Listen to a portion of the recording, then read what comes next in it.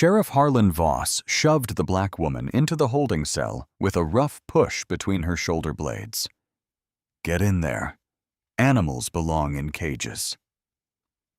The bars slammed shut with a metallic clang that echoed down the short hallway. Her name was Maya Ellison.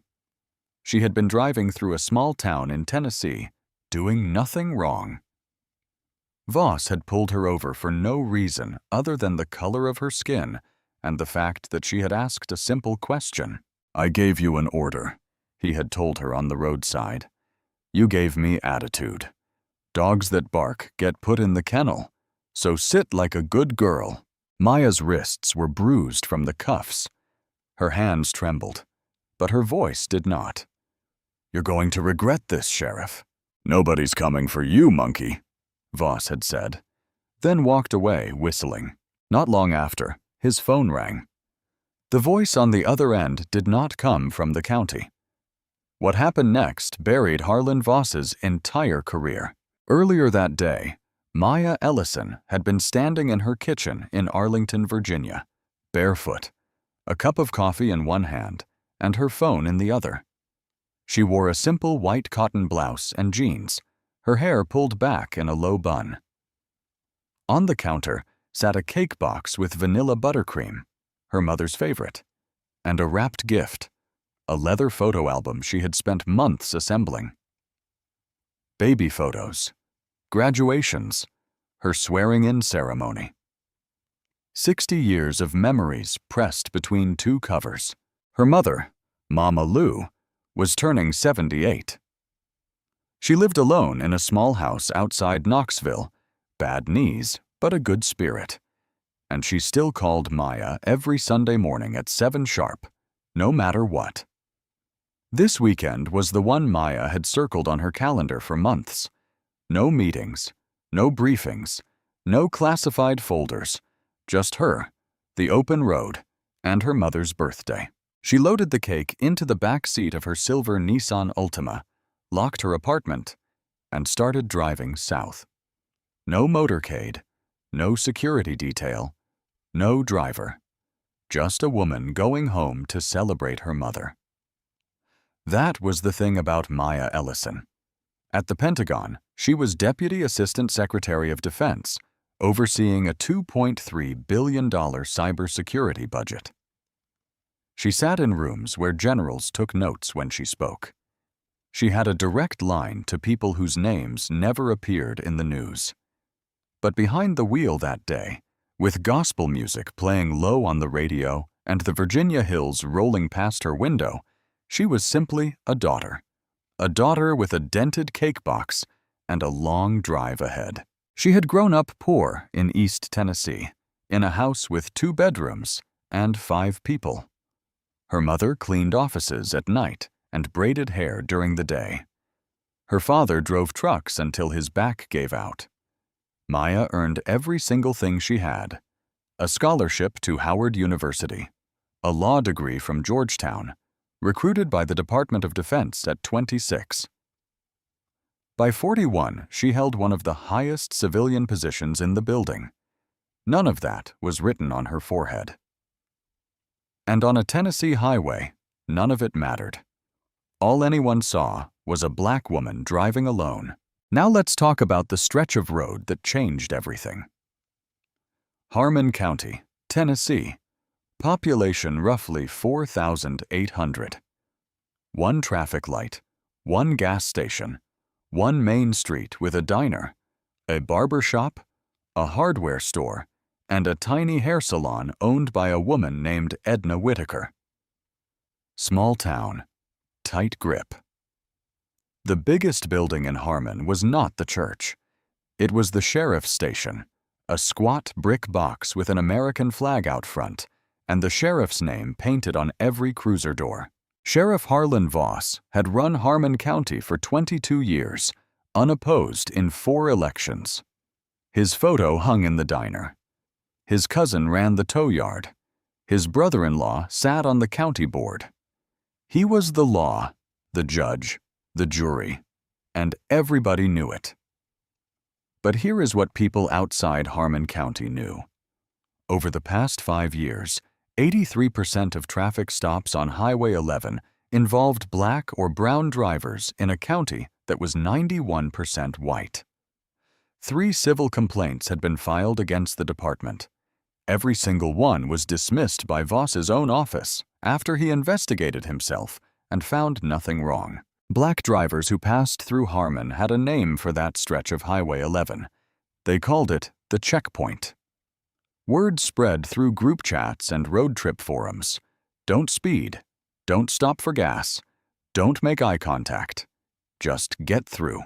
Maya did not know any of that. She had taken this route because it was the fastest way to Knoxville. That was the only reason she crossed the Harmon County line. Windows down, gospel still humming through the speakers, the afternoon sun warm on her arm. She passed the welcome sign. A sheriff's cruiser sat parked in a gravel turnout a couple hundred yards ahead. Maya glanced at her speedometer, 58 in a 60 zone. She was fine. The cruiser did not move. She kept driving, eyes forward, hands on the wheel. Then, in her rearview mirror, the cruiser pulled out slowly. No siren, no lights, just following. 1 car length back, then half a car length. Maya's stomach tightened, not because she had done anything wrong, but because she was a black woman alone on a rural highway, and she knew. She knew what that cruiser behind her might mean. She gripped the wheel a little tighter, kept her speed steady, kept breathing. Then the lights came on, red and blue, flashing silently in her mirror.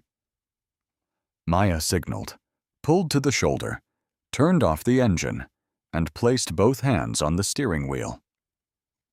She did everything right, everything she had been taught since she was 16, and it was not going to matter. Voss took his time. Maya watched in the side mirror as he stepped out of the cruiser, slow, deliberate. He adjusted his belt, straightened his hat, slid on a pair of mirrored sunglasses even though the sun was behind him. He was not in a hurry. He was enjoying this. His boots crunched on the gravel, each step slower than the last.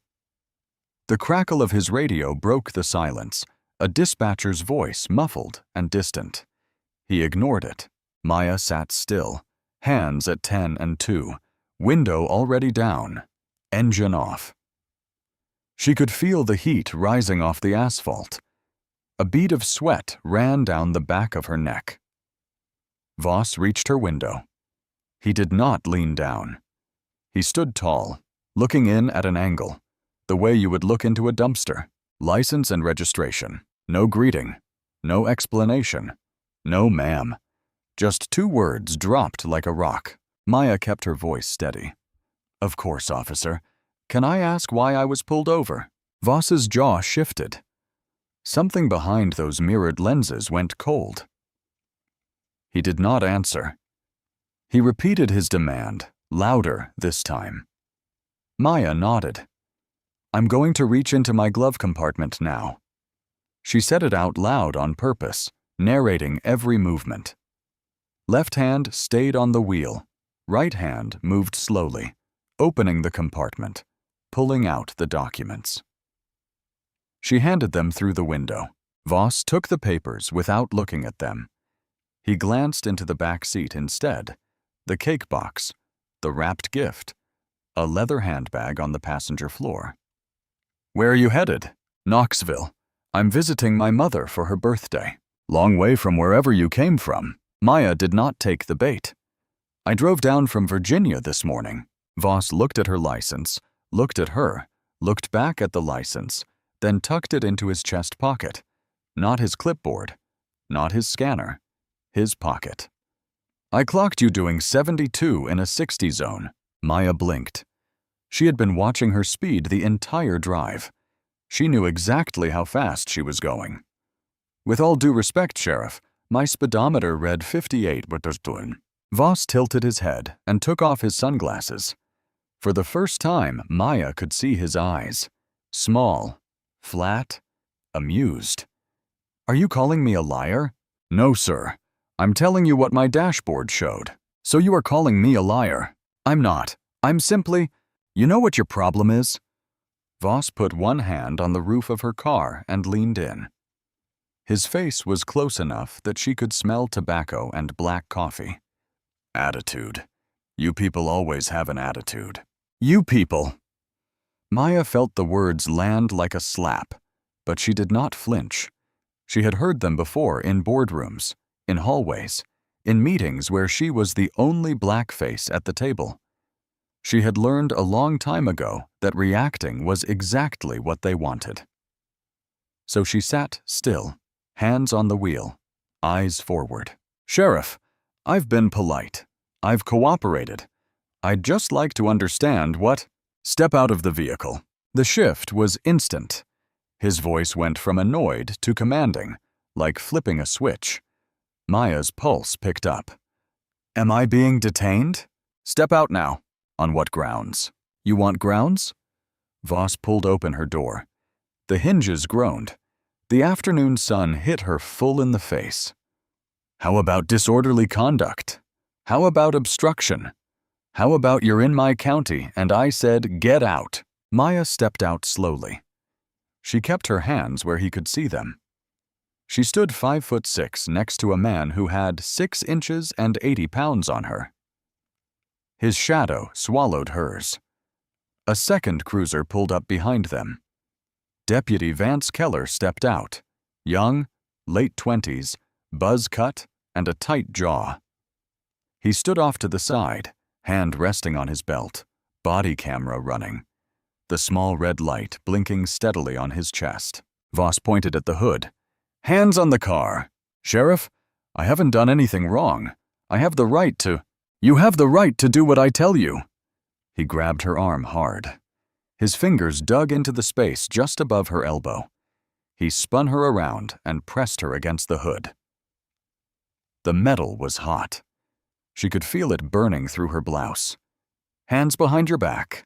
The cuffs came out. Click, click. Cold steel. Too tight. Maya felt the metal bite into her wrist bones. She winced. One sharp breath in. That was all she allowed herself. Keller watched from the side of the road, mouth a thin line. He did not move. He did not speak. His eyes kept flicking between Voss and the woman in cuffs. Across the street, about 60 yards away, Edna Whitaker was standing in the doorway of her hair salon. She had heard the cruiser lights. She had seen the whole thing through the window. Now she stood on the sidewalk with her phone in her hand. Camera on, hands trembling but holding steady. Voss did not see her. He was not looking. He marched Maya toward the cruiser. She walked with her back straight, chin level. She did not stumble. She did not cry. She did not beg. A small crowd had formed. 2 old men on a bench outside the hardware store, one holding a paper cup of coffee, shaking his head once before looking at the ground. The other did not even look up. A woman in the diner pressed her face to the glass, then turned back to her plate. Nobody said a word. Voss opened the back door of the cruiser. He put his hand on top of Maya's head, the way you see in movies, and guided her in. But guided is a polite word. He shoved. Her hip caught the doorframe. As he shut the door, he looked at the small crowd and said it loud enough for everyone on the block to hear. Maybe next time you'll think twice before giving a man with a badge attitude. He said it like a lesson, like a warning, like this was completely normal. Maya sat in the back of the cruiser. The vinyl seat was cracked and sticky. The partition smelled like disinfectant and sweat. She could hear the dispatch radio crackling. Somewhere a fly buzzed against the window. She looked through the glass at her silver Ultima on the shoulder, driver's door still hanging open. Inside, on the floor of the back seat, the cake box had slid off and hit the carpet. The corner was crushed. Voss pulled the cruiser onto the road. Keller followed in the second car. No siren, no rush, just a slow, casual drive the few blocks to the Harmon County Sheriff's Station. Maya did not say a word. The entire ride. She sat with her cuffed hands pressed against the small of her back and stared straight ahead. She was not broken. She was calculating. And Harlan Voss had no idea what he had just set in motion. The Harmon County Sheriff's Station smelled like burnt coffee and old carpet. Maya was walked through the front door, down a short hallway lit by buzzing fluorescent tubes, and into a processing room. The paint on the walls was the color of old teeth. A water stain on the ceiling tiles spread out like a bruise. Voss uncuffed her, but only for processing. "Stand there, face forward." The mugshot camera clicked. Flash. White light. Then again from the side. Next came fingerprints. A clerk, a thin woman with reading glasses and no expression, pressed Maya's fingers into the ink pad one by one, rolled each one across the card, did not make eye contact, did not say a word.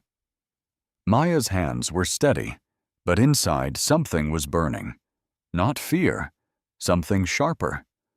The kind of anger that does not scream. It waits. Voss watched the whole thing from the doorway, arms crossed, leaning against the frame like he was supervising a routine oil change. "Booker," he told Keller. "Disorderly conduct, obstruction, resisting arrest." Maya turned her head. "Resisting? I didn't resist anything." Voss smiled. "You opened your mouth. That's enough." Keller typed the charges into the system, jaw tight, fingers hesitating on the keyboard for a second before he kept going. Maya was led to the holding cell at the end of the hall. A concrete box 8 feet by 8 feet, a metal bench bolted to the wall, a steel toilet in the corner with no seat and no door. A single fluorescent tube overhead that flickered every few seconds like a dying heartbeat. The bars closed behind her. The lock clicked. Voss dropped her personal effects into a clear plastic bin at the front desk. Her phone, wallet, car keys, a pack of gum, a leather notebook, and her Pentagon ID badge inside a plain black leather case. It landed face down in the bin. He did not look at it. He did not open it. He did not care. "There," Voss said. "Let her cool off. She can have her call in the morning." "She's entitled to a call now," Keller said quietly. Voss looked at him slow, the kind of look that said don't. "She'll get her call when I say she gets her call." Keller looked at the floor and said nothing. Maya sat on the metal bench. The surface was cold. She could feel every bolt through the thin fabric of her jeans.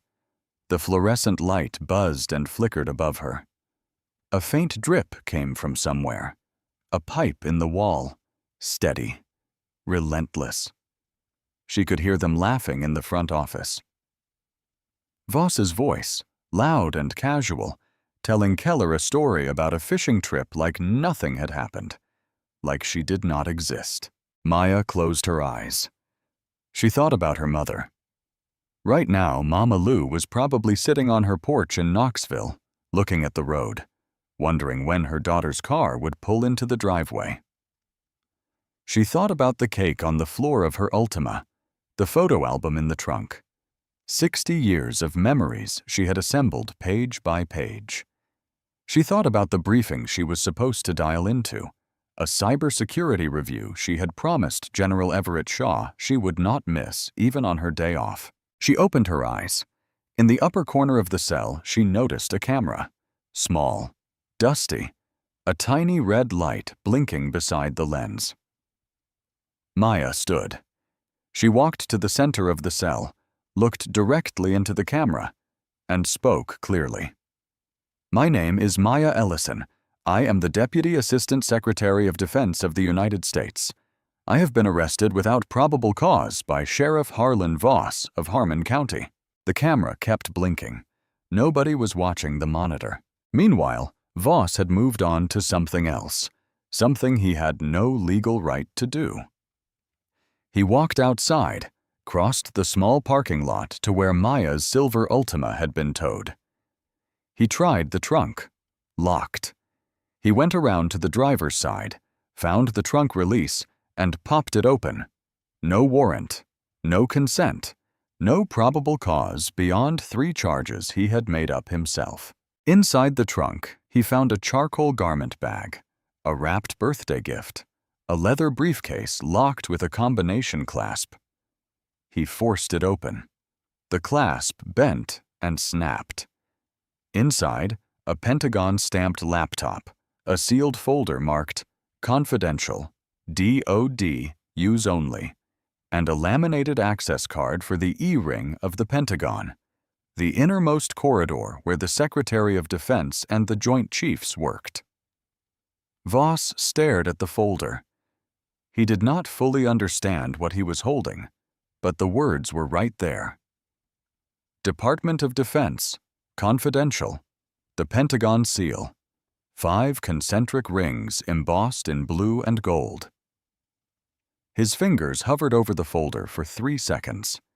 Then he put it back, closed the briefcase, shut the trunk.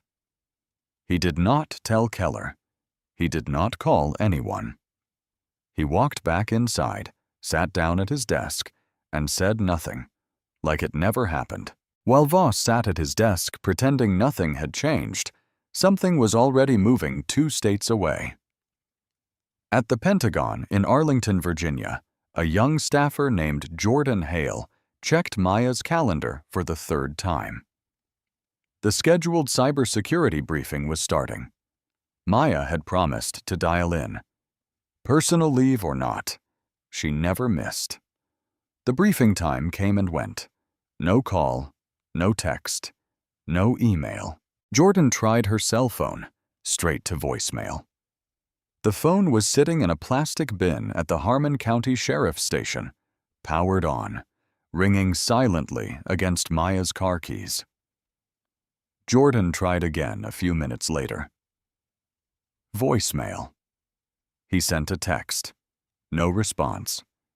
He picked up his desk phone and called the one person he knew would take this seriously, General Everett Shaw, 3-star general, Maya's direct superior. The kind of man who ate breakfast at 4:30 in the morning and ran 5 miles before most people hit snooze. Shaw answered on the first ring. Jordan explained. Maya Ellison had missed the briefing. Phone off. No communication since midday. The general did not hesitate. Trace the phone. Within minutes, a GPS ping came back. Maya's government-issued phone was transmitting from a single location, Harmon County Sheriff's Office, rural Tennessee. Shaw stared at the screen, jaw tightening. He picked up a secure phone, the kind with no caller ID and a direct line to everywhere, and dialed. 600 miles south, on a dusty desk inside a brick building with an American flag out front, Sheriff Harlan Voss's phone began to ring. It rang 3 times before Keller picked up. Harmon County Sheriff's Office. The voice on the other end was the kind that did not ask twice. Calm, clipped, every word placed like a bullet in a chamber. This is General Everett Shaw, United States Army, 3-star. I'm calling from the Pentagon. Put whoever's in charge on this phone now. Keller froze. His hand tightened around the receiver. He looked at the phone like it had just turned into a snake. Yes, sir. One moment. He put the call on hold, walked to Voss's office. The sheriff was leaned back in his chair, boots on the desk, flipping through a hunting magazine. Sheriff? What? There's a call for you. Keller swallowed. It's the Pentagon. A general. He says his name is Shaw. Voss looked up, one eyebrow raised. Then he laughed. A short, dry bark. The what? The Pentagon, sir. A general. He says his name is Shaw. Voss stared at Keller for a beat. 2 beats. Then he dropped the magazine, picked up the phone, and leaned back like he owned the building. "This is Sheriff Voss. What can I do for you?" He said it like he was talking to a telemarketer. General Shaw did not match his energy. He did not need to. "Sheriff, you are currently holding one of my people in your facility. Her name is Maya Ellison. She is the Deputy Assistant Secretary of Defense of the United States. She was due on a classified national security briefing some time ago. She has not answered her phone because you have it." Silence. The hunting magazine slid off Voss's lap and hit the floor. "Now I'm going to say this once." Shaw's voice dropped half a register. "You will release her immediately. You will return every item you confiscated, and you will have a detailed explanation ready for the Department of Justice attorneys who will be contacting you within the hour." Voss's mouth opened. Nothing came out for a full 2 seconds. I don't know what you're talking about. We picked up a woman for disorderly conduct. That's all. Routine stop. There is nothing routine about what you've done. I have her GPS location pinned to your building. I have her phone signal sitting inside your station. If she is not released unharmed in the next 10 minutes, you won't be dealing with me, Sheriff. You'll be dealing with federal marshals. The line went dead. Voss sat there, the receiver still pressed to his ear, the dial tone humming. His face had gone the color of old paper. 5 seconds passed. Then he moved fast, faster than Keller had ever seen him move. He lunged for the plastic bin on the front counter, dug through it, pulled out the black leather case he had tossed aside earlier, flipped it open, and there it was. Maya J. Ellison, Deputy Assistant Secretary of Defense, Department of Defense, the Pentagon. Her photo, the Pentagon seal, a holographic security strip that caught the fluorescent light. Voss's hands were shaking, actually shaking. The leather case almost slipped from his fingers. He rushed down the hall, boots hammering on the concrete. He fumbled the keys twice before he got the right one into the lock. The cell door swung open. Maya was sitting exactly where he had left her. Back straight, hands on her knees, eyes level. She had not moved. She had not paced. She had not screamed or cried or rattled the bars. She had waited, like a woman who had sat through 4-hour national security briefings. Like a woman who had stared down rooms full of generals and never blinked. Voss's voice cracked. "Ma'am, there's been a misunderstanding." Maya stood slowly. She smoothed the front of her torn blouse. She looked at the red marks on her wrists, both sides raw from the cuffs. Then she looked at him. "There was no misunderstanding, Sheriff. You understood exactly what you were doing." Voss opened his mouth, closed it, opened it again. If you told me who you were, I shouldn't have to tell you who I am for you to treat me like a human being." That sentence landed like a grenade in a quiet room. Voss had nothing. No comeback. No authority. No badge big enough to cover what he had done. He stepped aside. Maya walked past him down the hallway, through the front office. Keller was standing near the counter. He would not make eye contact. His hands hung at his sides. The body camera on his chest was still running. Maya collected her things from the plastic bin. Phone, wallet, keys, badge. She checked her phone. 11 missed calls. She put the badge around her neck and let it hang in plain sight, the Pentagon seal facing out. Then she walked through the front door and into the afternoon sun.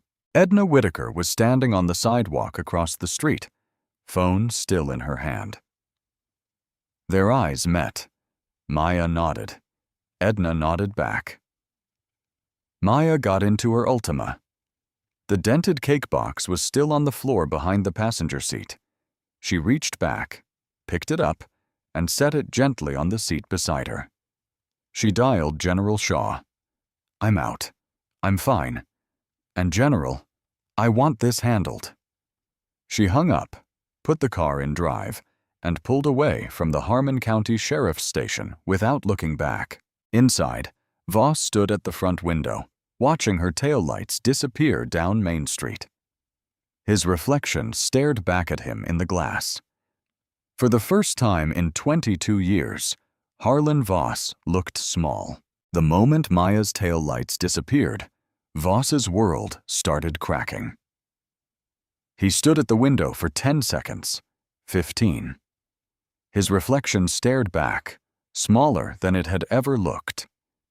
Then he turned and moved fast, not like a man in charge, like a man trying to outrun something he could not see. He grabbed the desk phone and dialed the county attorney, a man who played poker with him every week. "Ed, it's Harlan. I need to talk to you." "What's going on?" "I picked up a woman today. Traffic stop. Routine. Turns out she's some kind of federal official. Pentagon. And I just got a call from a general. A real one." Silence on the other end. A long one. "Harlan, what exactly did you charge her with?" "Disorderly. Obstruction. Resisting." "Did she resist?" Voss hesitated. That hesitation said everything. "Harlan, stop talking right now. Don't call anyone else. Don't talk to the press. Don't talk to your deputies. Call a lawyer. A real one. Not me." The line clicked off. Voss set the phone down. His hand left a smear of sweat on the receiver. He turned to Keller. The deputy was standing by the filing cabinet, arms crossed, watching. "Billy, pull the body cam footage from today." Keller did not move. "Why?" "Just pull it. I want to review it." "Review it." They both knew what that meant. Voss did not want to review anything. He wanted it gone, erased, like the stop never happened. Keller looked at him for a long moment. Neither of them spoke. The fluorescent light above them buzzed and flickered. The clock on the wall ticked. Then Keller shook his head. "No." One word. Quiet. But it hit the room like a gunshot. Voss's eyes narrowed. "Excuse me. That footage is evidence, Sheriff. I'm not touching it." "You work for me, Billy." "I work for the county. And I'm not going to prison for you." Voss took a step forward. His face was red. A vein in his neck pulsed. For a second, it looked like he might grab Keller by the collar, but he did not.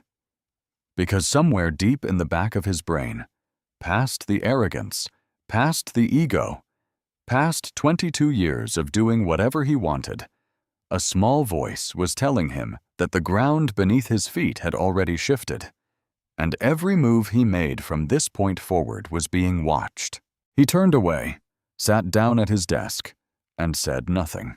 Later that afternoon, 2 black SUVs pulled into the gravel lot of the Harmon County Sheriff's Station.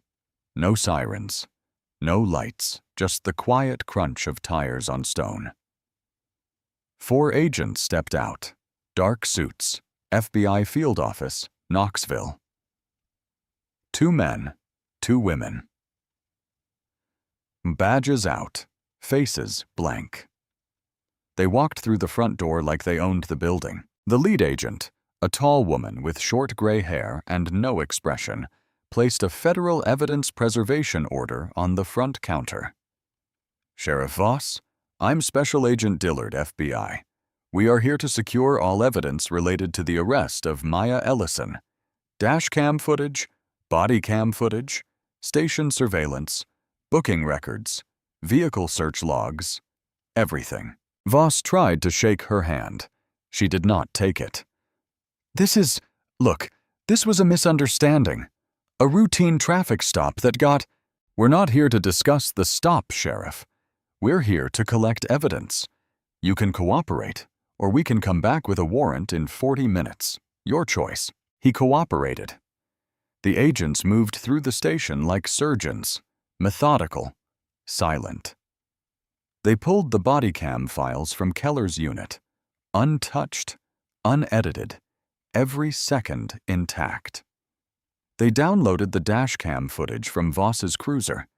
They copied the surveillance feed from the holding cell camera, the one that caught Maya standing in the center of her cell, looking directly into the lens, stating her name and title.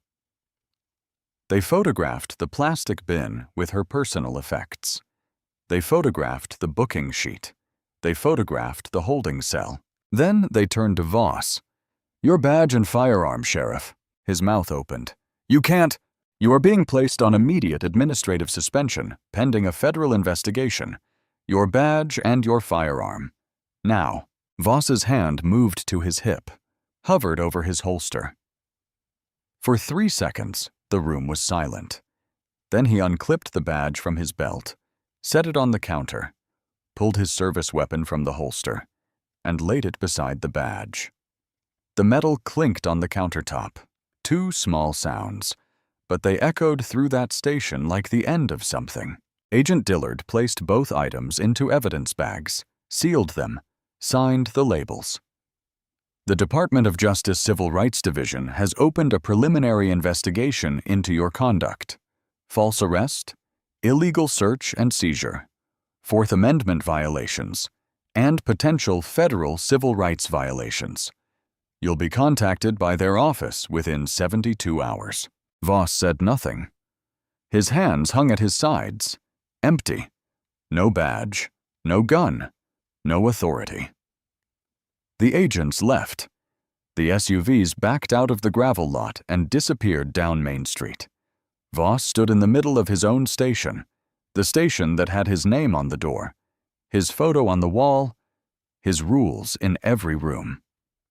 He stood there for a long time, alone. Then his phone buzzed, a text from an unknown number, a local reporter. "Sheriff Voss, we've received reports of a federal investigation into a traffic stop today. Do you have a comment?" He should not have replied. His attorney had not even been hired yet. But Voss, the same man who could not stop himself from calling Maya monkey, who could not stop himself from saying "you people," could not stop himself now either. He typed back, "This is political. They're coming after me because she's got powerful friends." That quote hit the internet by evening. By the next morning, it was national news. And Harlan Voss had just handed the world the shovel to bury him with. That same evening, Edna Whitaker sat in her living room, a small house 3 blocks from her salon. Floral couch, TV on mute, a cup of tea going cold on the table. Her phone was in her hand. She had been staring at the video for 2 hours, watching it, rewinding it, watching it again. The footage was shaky. Her hands had been trembling the whole time, but the audio was clear, every word. Voss's voice, the cuffs clicking, Maya's shoulder hitting the cruiser doorframe, and the line that cut through everything. "Maybe next time you'll think twice before giving a man with a badge attitude." Edna's thumb hovered over the share button. She was 63 years old. She had lived in Harmon her whole life. She knew what happened to people who made trouble in Voss's town. A health inspection that suddenly found violations, a parking ticket every week, a cousin who lost a county contract. She knew the cost. She pressed share. By the next morning, the video had hundreds of thousands of views. By that night, millions. The comment section was a wildfire. Share after share after share. Quote tweets, reaction videos, screenshots of Voss's face frozen mid-smirk. The hashtag wrote itself, hashtag Justice for Maya. It trended nationally within a day. CNN picked it up first, then MSNBC, then every local affiliate in Tennessee. The chyron ran across every screen in every airport lounge and waiting room in America. Pentagon official arrested by small-town sheriff for attitude.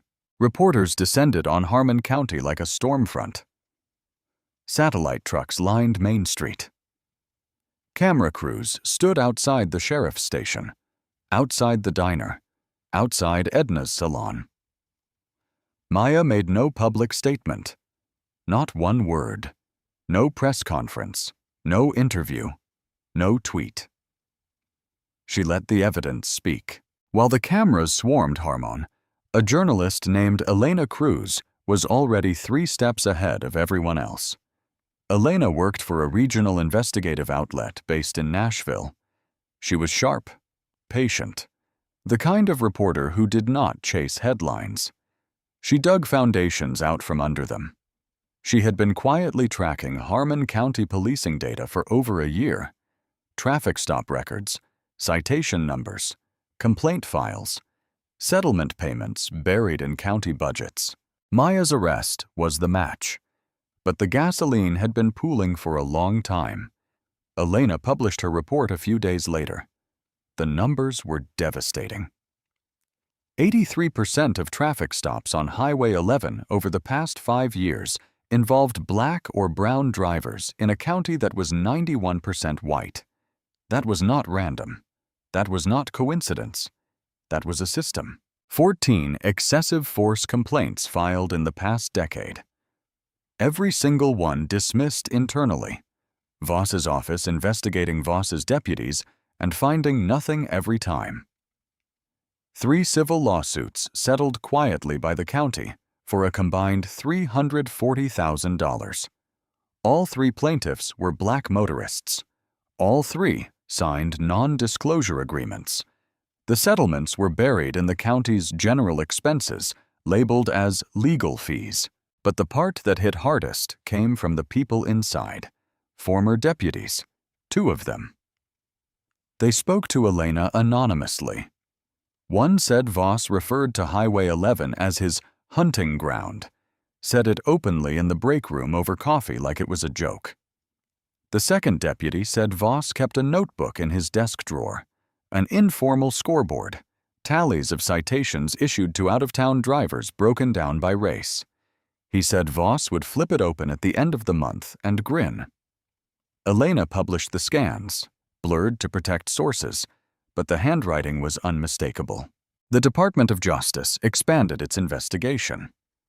What had started as a single false arrest case became a full pattern or practice probe of the entire Harmon County Sheriff's Department. Several months later, a federal grand jury returned an indictment.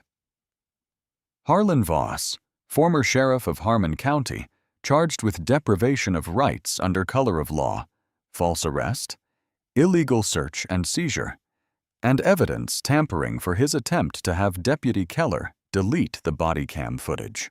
The trial took place in federal court in Knoxville.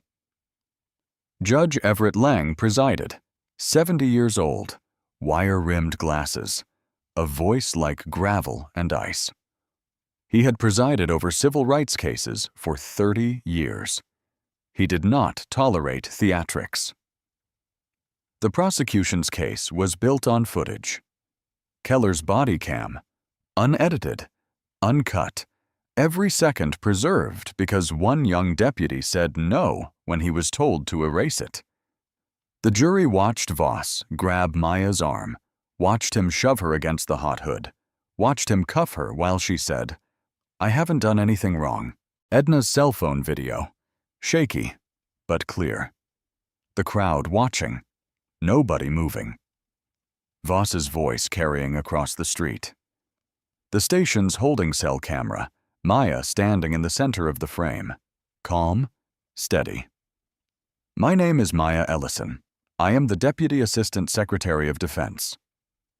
GPS data from Maya's phone. Speed records showing she was doing 58 in a 60 zone at the time of the stop. And Voss's own dashboard computer, which showed no speed reading, was ever logged. He never clocked her. The 72 he claimed, invented, completely fabricated. The testimony of former deputies, the notebook, the hunting ground. Voss took the stand. His lawyer put him up there to humanize him, to let the jury see a man, not a monster. It backfired. Under cross-examination, Voss contradicted his own body cam footage 3 separate times. He said Maya was aggressive. The prosecutor pressed play. The jury watched Maya say, "Yes, sir. And may I ask why I was pulled over? While Voss towered over her with his hand on her arm, he said she lunged. The footage showed her stepping out of the car with both hands raised. He said she refused to comply. The footage showed her placing her hands on the hood when ordered, without a single word of protest. The defense argued Voss was following department procedure. The prosecutor pulled up the Harmon County Sheriff's Department's own policy manual, page by page, highlighted 6 separate protocols Voss had violated. 6, by his own department's rules. The jury deliberated for 3 hours. Guilty. All counts. Judge Lang's sentencing remarks were quiet, measured, but they cut like a scalpel. He said a badge is a responsibility, not a weapon. He said authority is a trust, not a birthright. He said the court would not tolerate any officer who uses their position to strip citizens of their dignity based on the color of their skin. 6 years federal prison, no parole. Permanent ban from law enforcement for life, in any state, any jurisdiction. Mandatory restitution. Deputy Vance Keller, the man who refused to delete the footage, was cleared of all wrongdoing. He cooperated fully with the investigation. He resigned from the department voluntarily 2 weeks after the verdict. He told Elena Cruz in a brief interview, "I should have spoken up sooner, on the road when it was happening. That's what I have to live with." Harmon County entered a federal consent decree, mandatory reforms, independent oversight, bias training for every officer, a civilian review board with real authority, and a complete overhaul of traffic stop procedures on Highway 11. The cruiser doors were repainted. Voss's name was gone. 6 years. Federal conviction. Consent decree on an entire department. Career over. Legacy gone. And all of that. Every single bit of it. Because one man could not handle a black woman asking a polite question on a Saturday afternoon. That's it. That's the whole thing. He had every chance to stop, to step back, to act like a professional. He chose this. And the system, for once, chose accountability. Maya Ellison returned to the Pentagon on a Monday morning. She walked through the E-ring corridor at 7:15, badge on her lanyard, coffee in hand. Same hallway she had walked 1,000 times before. Same security checkpoint. Same nod from the guard at the door. Nobody treated her differently. Nobody whispered. Nobody stared. Because at the Pentagon, Maya Ellison was not a victim. She was not a headline. She was the woman who ran a $2.3 billion cybersecurity operation. And there was a briefing in 12 minutes. She did not miss it. She never talked about what happened. Not in the hallways. Not in meetings, not over lunch in the courtyard. If someone brought it up, she changed the subject. There was too much work to do. But she did make one trip.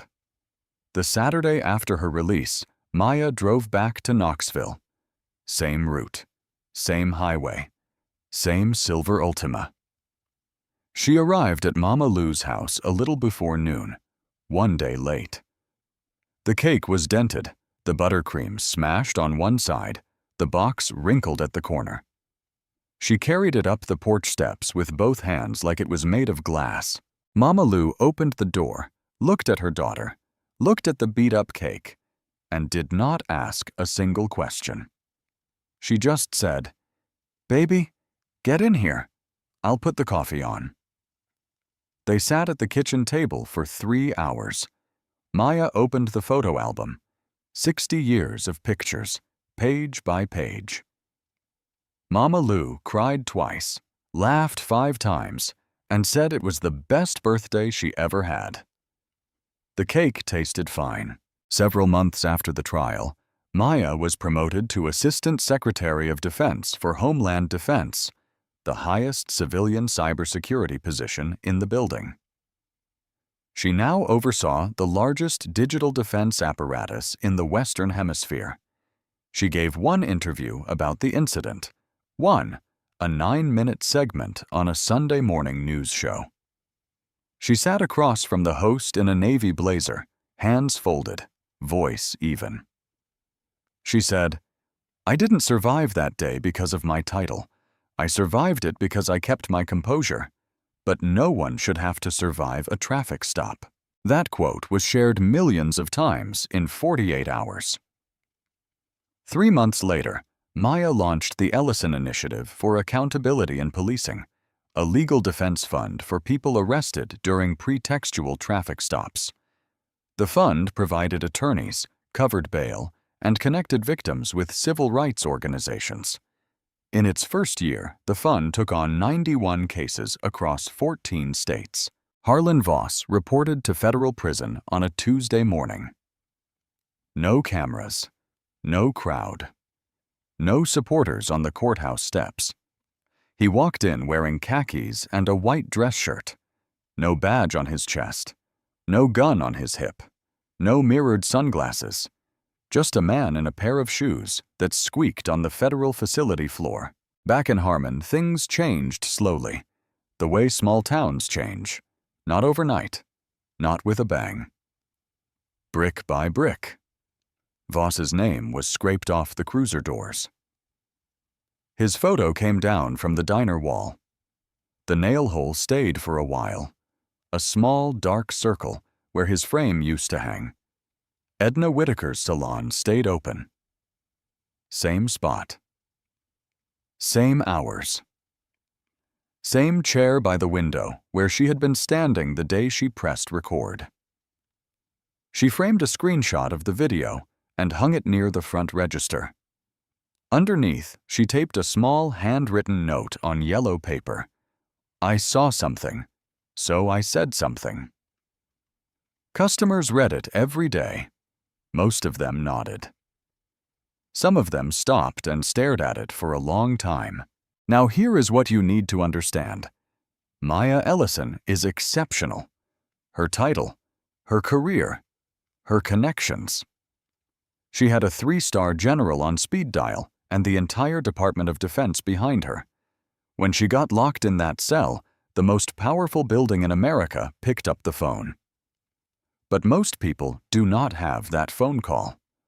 Most people who sit in that holding cell do not have a general calling on their behalf.